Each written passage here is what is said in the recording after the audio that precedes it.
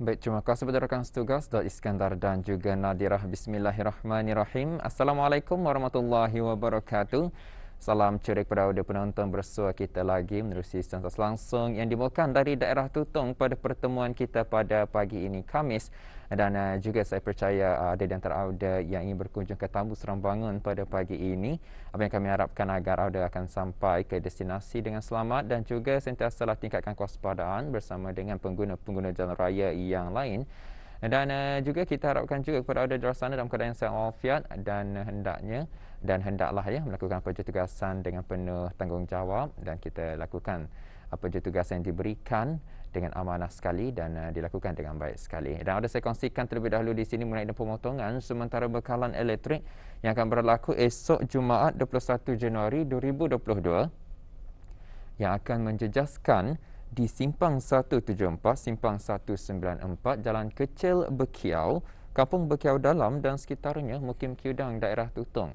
Dan pemotongan sementara bekalan elektrik ini adalah disebabkan oleh kerja-kerja penyelenggaraan kabel kawat atas bagi volten rendah di kawasan berkenaan. Dan ambil maklum, pemotongan sementara bekalan elektrik akan berlaku dari jam 8.30 pagi sehingga 11.30 pagi dan disambung semula dari jam 1.30 petang sehingga 4.30 petang. Jadi ambil maklum kepada penduduk-penduduk kampung yang tinggal di kawasan yang terjejas akan berlakunya pemotongan sementara bekalan elektrik esok Jumaat 21 Januari 2022.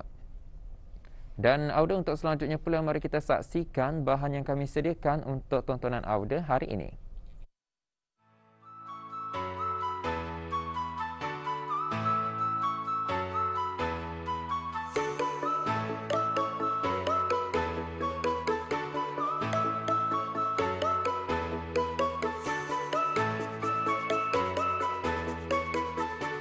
Bang Kutut adalah anak udang air tawar yang sering juga disebut oleh sesetengah masyarakat kita ni sebagai Mang Kutut, Meng Kutut, Beng Kutut. Malahan ada juga yang menyebut jangkang, iaitu yang merujuk kepada Bang Kutut yang bersaiz besar. Dalam pertemuan kali ini, Awang Yusof alias Samad bin Amit, seorang penduduk kampung Kandang yang juga bergiat aktif dalam mengusahakan penjualan Bang Kutut, berkongsi pengalaman kepada saya mengenai dengan aktiviti harian beliau mengambil atau menyut Bang Kutut di perairan Sungai Tutong. Terlebih dahulu, untuk memperoleh Bang Kutut, sudah pasti kita ni memerlukan bubu atau jeratnya. Menariknya, bubu Bang Kutut tersebut dibuat sendiri oleh beliau dengan menggunakan bahan utamanya dari bahan alami.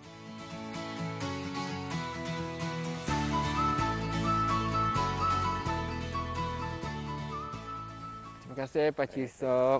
Ya udah, bismillahirrahmanirrahim. Assalamualaikum warahmatullahi wabarakatuh. Untuk bahan kali ini, saya dan juga Pak Cik Yusof akan membawakan audio untuk menyiut ataupun mengambil Bang Kutut. Dan ini, apa yang Pak Cik Yusof serahkan pada saya ini adalah merupakan akar daripada pohon ribu-ribu. Daripada pohon ribu-ribu. Yang mana ia digunakan untuk menjerat Bang Kututnya. Merupakan kaedah tradisional yang mana ia akan dijemur terlebih dahulu ni selama lebih kurang seminggu sehingga ia kering dan hingga ia menjadi macam mana itu nanti. Bila ia sudah kering ia jadi macam mana dan akan dibaluti dengan menggunakan pukat yang indah lagi baik ni. Apabila dibaluti dengan pukat indah lagi baik atau ia disebut sebagai pompong.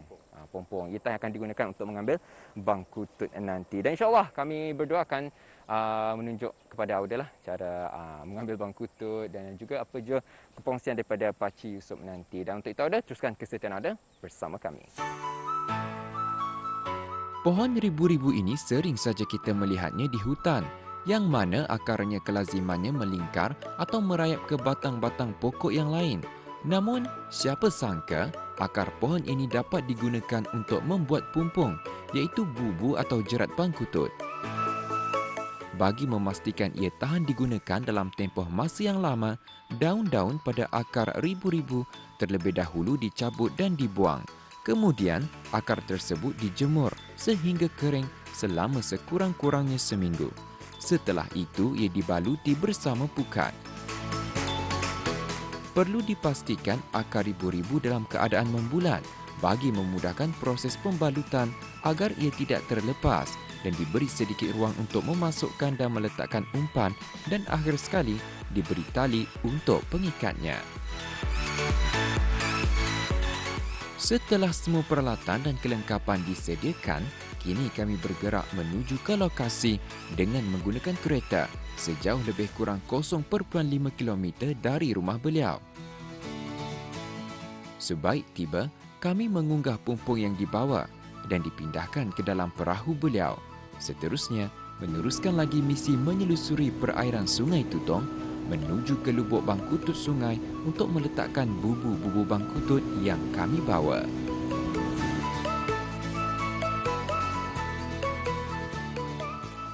Ya udah, ini adalah umpan yang kita ni akan gunakan untuk menjerat bangkutut nanti, dan ya ini adalah kelapa tua ni. Digunakan sebagai umpan dan dimasukkan dalam pumpungan ni. Ia dimasukkan ke dalam pumpungan ni, kita ni letak di tengah-tengah. Di tengah-tengah, kemudian kita ni akan menutupnya semula, ya, dengan pukat yang Indra lagi baik tu tadi, dan seterusnya kita ni akan ikat dan dilabuhkan selama 3 hari, dan selepas 3 hari nanti insya-Allah kita ni akan melihatlah apa hasilnya nanti. Jadi kita ni ikat saja arah daun arah batang nipah ni.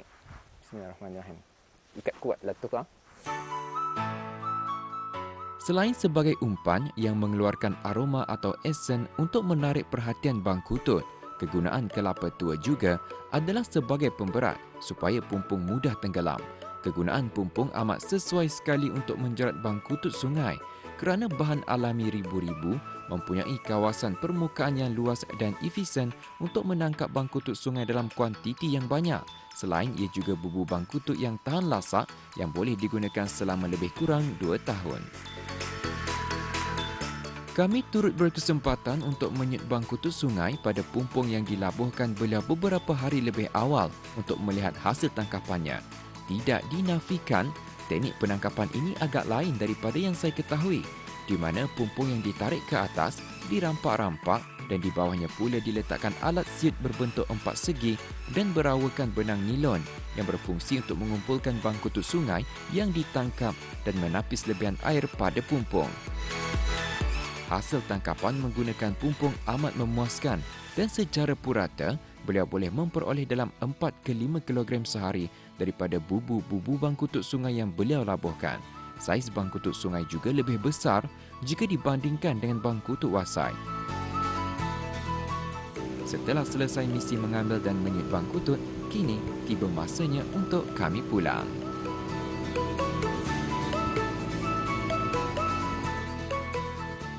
Ya udah, inilah dia bangkutut atau anak udang ni.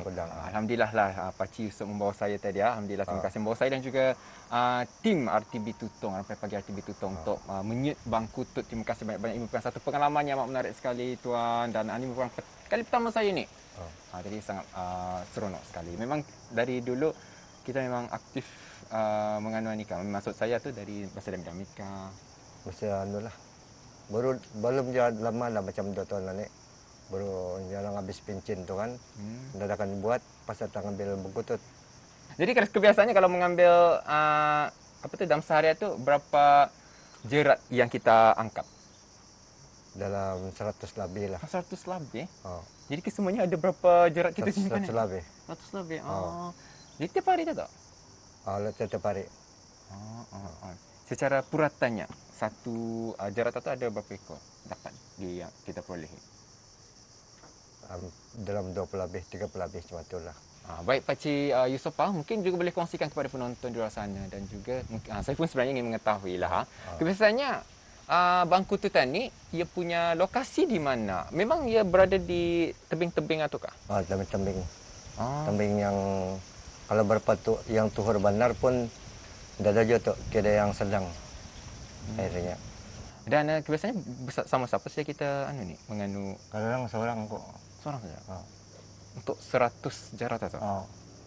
Berapa lama teh mengambil masa? Dalam 3 jam lah. 3 jam? 3 jam lama juga. Tapi menggunakan airnya berjalan tu. Air surut. Air surut ketanin dah payahnya orang berkayu-kayu. Beranyut saja. Dah payah pakai enjin, jalan-jalan saja. Itu kiranya lebih mudah. Mudah. lebih mudah dan alhamdulillah. Dan juga bis kita mengambil bangku tutut ini adakah untuk kegunaan sendiri atau untuk dijual? Kalau untuk dijual lah. Pasar customer tu banyak kan. Oh. Jadi ini kirakan kita punya pekerjaan 10 masa lah buat masak. 10 masa. 10 masa. Sebenarnya bagi saya sendiri secara peribadi kalau dilihat tidaklah begitu sukar mana pun. Cuma yang penting tahanlah panas. Tahan panas. Kemudian kita ni mesti tahu dan juga kita ni perlu belajar sebenarnya daripada yang lebih pengalaman.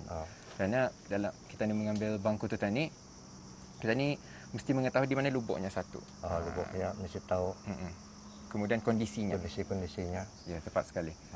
Dan juga bangku tutut memang banyak kegunaannya selain daripada menggunakan sebagai umpan untuk memancing. Berguna juga untuk dijadikan sapak. Di sapak.